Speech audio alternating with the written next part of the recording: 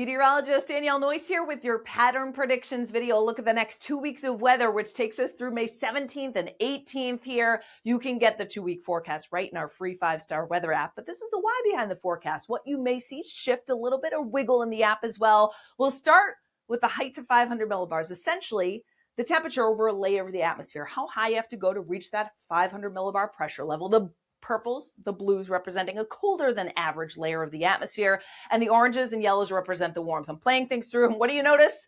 A lot of cool air, at least relatively speaking, across the Northeast, with the heart of the cold still to our north. We get a lot of warmth building out across the West Coast, but what happens here is we got a storm center near the Aleutian Islands. Alaska dives south into Pacific Northwest as we head into next week, the middle of May, carving out that dip in the Pacific Northwest, resulting in a ridge and then a cooler than average stretch here across the Northeast. Now, how does that translate to temperatures? This time of the year, our average highs are climbing gradually, right? Low to mid 60s. Now, with the clear exception of the summertime warmth on Tuesday the 5th, temperatures are near or slightly cooler than average for many days, although as we head towards the end of the period, so 15th, 16th, 17th, we climb to near average again, and maybe even slightly above that. Keep in mind, this is a New England-wide average on the whole.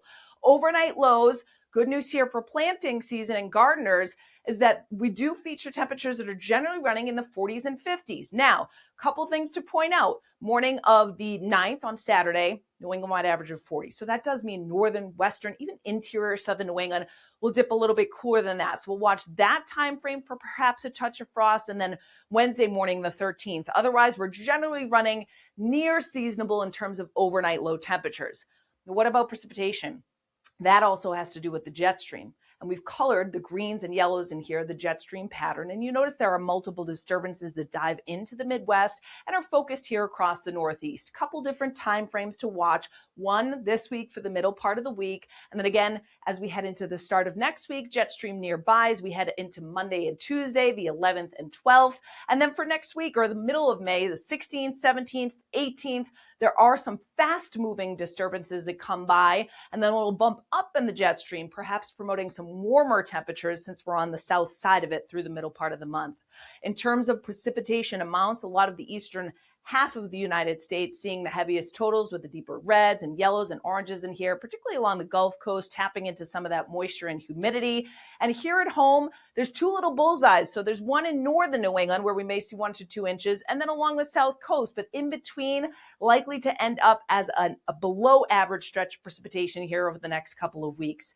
Meanwhile, snow is not done yet. There's still plenty up in central Canada, but even in the lower 48 here, 1 to 2 feet of snow, especially above about 8,000 feet here in the Rockies. Fort Collins back down through Denver, points west, Colorado Springs, Pueblo as well, over the course of the middle part of this week. So for us, the precipitation chances do peak in terms of the highest chance during the day on Wednesday. We talked about that in Insights with the cold front slowly pushing through.